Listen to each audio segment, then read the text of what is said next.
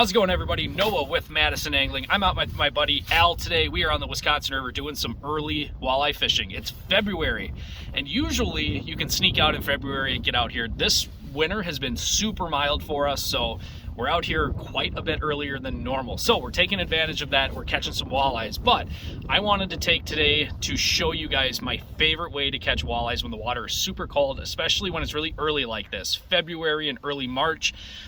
Probably my number one producing tactic, and that is fishing with three-way rigs on the river. So I'm going to break down how I like to fish those. I'll show you my equipment and hopefully give you guys a little bit of an edge on some of these really finicky spring cold water walleyes. Alrighty, so the first thing we're going to look at here is our rod and reel setup. Now, opinions vary on this tremendously. I'm just going to share with you guys what works best for me. So my rod choice is pretty much always a spinning rod. This happens to be a 7'3" Fox River Rods, medium light, and I really like this thing because it's the perfect balance of action, power, and length. It just works great in a rod holder. It gives you a little bit of reach if you like to fish that way. It also gives you plenty of leverage to cast far, and it has just a nice, perfect, quick action to it. I don't know how else to put it. It's basically a perfect rod for doing this, and a number of other techniques. So we're running the 7'3" Fox River Rods, medium light. As far as the reel goes, any 25 to 30 size spinning reel is great. This is the Okuma Epixer in a size 30. Very affordable reel. They retail between $50 and $60. So if you guys are more budget minded, you can get into one of these for very inexpensive, as well as the rods. I think these retail right around $120, $130. So you get a really nice setup for under $200, which is perfect for my budget and perfect for a lot of people's budgets, but you're not sacrificing performance. So we got our Epixer reel, we've got our Fox River rod, and I actually like to run fluoro for my main line. And I know this is probably a little weird to some people because like you're fishing in a river for walleyes, right? Braid, use braid. You can absolutely use braid, but the reason I use fluoro is twofold. One, I'm lazy and I like to use these same rods as my drop shot rods so I don't have to switch reels. And two, I actually like having a little bit of stretch in the rod, or in my line rather, in conjunction with a slightly lighter rod. And what that does is it actually delays your hook set a little bit. This is usually something you see in jerkbait fishing too. You know, people that are fishing bass in cold water, a lot of them like a line that has a little stretch to it and a rod that's a little softer so you're not overworking the bait. Now, I'm not so worried about overworking the bait with these walleyes so much as I am setting the hook too quickly and too hard and pulling it out of their mouth because it's really cold. These fish are still in winter mode, right? They're not super fired up yet. The water's still really cold. So I want to slow myself down and I don't want to set the hook prematurely. So that's why I like the softer rod along with a stretchier line. So let's get to the good stuff, right? The business end of our rig. So we got our line, reel, rod, all that fun stuff, but the magic happens down here. And this is where I do things maybe a little different than a lot of other people. So our leader is a 10-pound monofilament leader. And how long is this, Al? Probably 4 foot or so? At least. About yeah. a 4-foot leader. And the leader length is actually pretty important. We'll talk about that here in just a second. But you'll notice I said mono, not fluorocarbon. And the reason for that is I actually want a line that floats. And that's really important, especially when you're using flies, which is going to be another video for another time. But I want to make sure that my line is floating and up off of the bottom. Fluorocarbon has a tendency to sink and can let your rig hit the bottom and get snagged depending on what kind of current you're fishing in and how far you have your rig set off the bottom. So to help alleviate some of that, I think 10-pound mono is a good choice for keeping your line up off the bottom. Now on the business end, we've got on this one, a number 2 octopus hook. Yeah, this one's chartreuse. Does it have to be chartreuse? No, pick your favorite color. I don't think it really matters. It's just kind of a confidence thing for me up on the river. I like these chartreuse hooks. Does it work? I don't know. They catch fish, who cares? So I've got about a 4-foot leader, 10-pound mono, a number 2 octopus hook. You can go to a smaller size too. You can go down to a 4. I know there's people who run Aberdeen hooks, like a number 2 Aberdeen hook.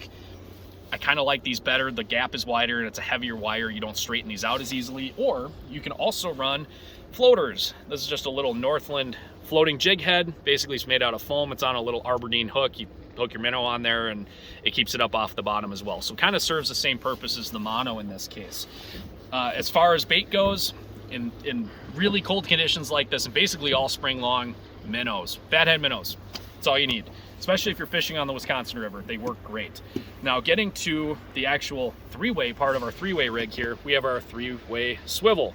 I know someone's gonna ask me, what size do you use? I have no idea. So I use whatever size this is. And it doesn't matter. It really doesn't matter. As long as you're not getting excessive line twist, that's all that really matters. And one thing I do a little differently with my dropper here, so we've got, you know, we have our leader, we have our main line, and we have our dropper. And our dropper in this case is probably about 12 inches or so. I usually tie this with a lighter line, usually like a 6 or 8 pound test, mono or fluoro, something that's lighter than the rest of my rig so I can break it off if I get snagged. But the one thing I do a little differently is I actually put a snap on the end. You could use a snap swivel. I use just a regular old snap, and what that allows you to do is switch out weights. If you need more weight, you can put on a bigger weight. If you need less weight, you can put on a smaller weight. And then you're not tying knots, especially when it's cold out. You can swap stuff really quick and easy. It's a great system. And when you're storing these, because these rigs are long and kind of clunky, you're able to take the lead off, and you're not worried about that lead smacking into stuff, damaging your rods. And another point too, with that long rod, because we're dealing with such a long leader, having a long rod makes it so much easier to cast these. If you're trying to do this with a 6-foot rod, good luck. It's going to be messy. You're going to clonk somebody in the back of the head, probably your own head, and that's not good. So what you guys may have just noticed too is I had actually 2 different weights I was using there. One of the more popular weights are these pencil weights. Basically it's just a hunk of lead. Don't ask me what size this is. I don't know.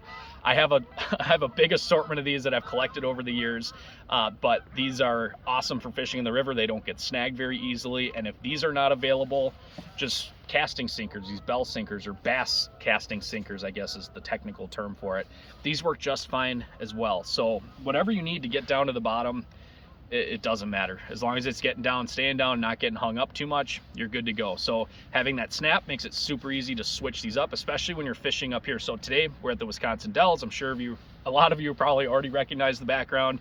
No secrets up here, but you guys know that the current changes a lot, especially if you spend time fishing up here, right? So being able to switch your weights out on the fly real quick maximizes your efficiency and lets you adapt to the situation at hand. All right, so we got a not so willing participant here. We've got a fathead minnow, pretty much my favorite bait to use up here.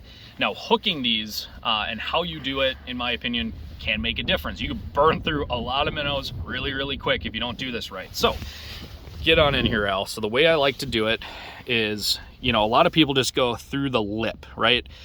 You can do that, but it's going to be so easy for those fish to rip it off. So the way I do it is I go through the bottom, and I'm actually looking either for one of the nostrils, like this one. There's one here, and obviously one on the other side. I'll pound it through there, or you could even go through some of this thicker cartilage right in the middle, in the back of the mouth. So I actually like to go through the nostril, just like that. And it makes it a lot harder for them to rip it off. The minnow isn't dead. You're not punching through its skull and killing it. That works really, really well. And that's it. Toss them out, keep your line tight, and wait for the thump, and that's it. All right, so we might catch a fish right here, right now. Probably not, but maybe. But I just want to show you guys before we actually go and fish how I like to fish these things. So I basically just hammered it out there. We're sitting in about 18 feet of water right now. Typically, a lot of these fish, especially really early in the season, are sitting in some of the deeper pools. That's kind of where they like to winter. I think I just got picked up. Nope, you dropped it. They like to sit in some of these deeper holes, so that's kind of the areas we're targeting. Again, I don't like to fish much deeper than 30 feet because of barotrauma. That still happens in rivers. It doesn't matter where you are. Barotrauma is barotrauma. So anyway, we're casting these things out in the current, and we're casting with the current, right? You never fish up current down. You want to fish down current up. So we're casting back behind the boat, and you notice I'm keeping the rod. Maybe you can't notice. I don't know if you can see it or not. It's kind of a cruddy day for lighting, but I'm keeping the line tight, okay? I'm not slacklining it. I want to make sure I keep the line tight, and it's really, really important to make sure that you're keeping contact with your rig, because these fish can swallow it really, really easily, especially if you're running a long leader.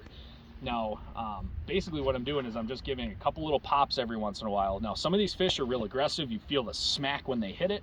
Some of them not so much. You'll just go to swing the rod a little bit. You'll feel some pressure, and if they're there, basically reel down on them, and you can kind of do a reel and sweep at the same time, a lot like a drop shot hook set, and that seems to work really, really well, especially in the current.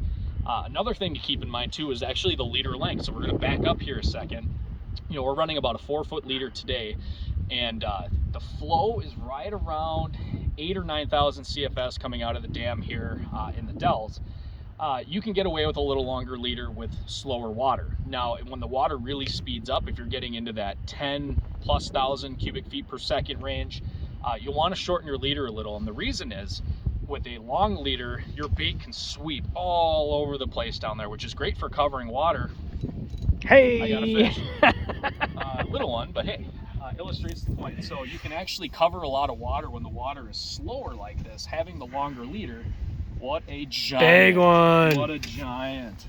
Show it like it happens, guys. It's not, Wisconsin River. We're not making stuff up. Yeah, we don't always catch giants. But with that long leader, with the slower current, it's actually able to sweep around and cover some water. So you're actually covering more water than you think.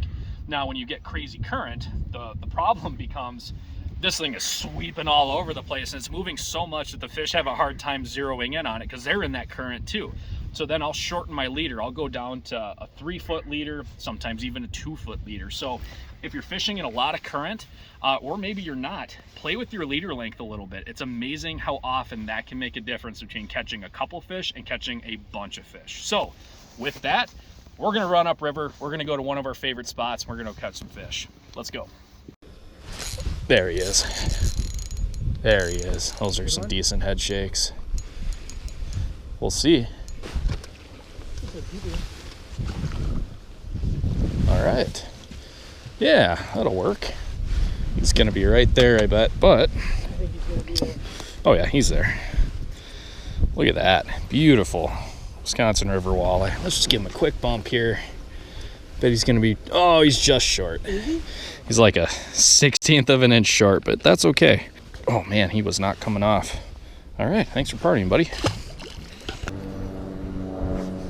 was one that was 100% alive until you don't catch it. There's one.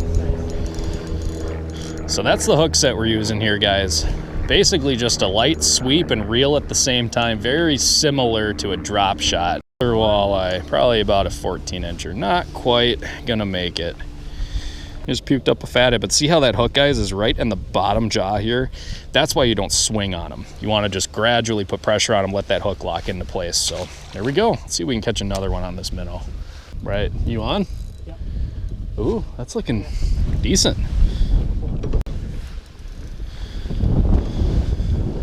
Yeah, it's kind of rising though. We'll see what happens. Sauger? That's a walleye.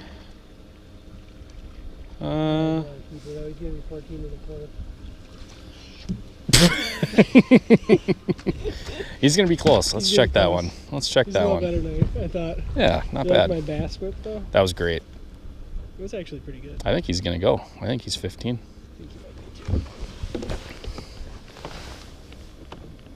Yep. Oh yeah. Nice fish. Well, there you go, guys. Not giants, but if you want to come up and catch some eaters, now is a great time to do it. I do have availability if you guys want to get out, but it's filling up real quick. But, you know, a couple of nice 15, 16-inch eaters here.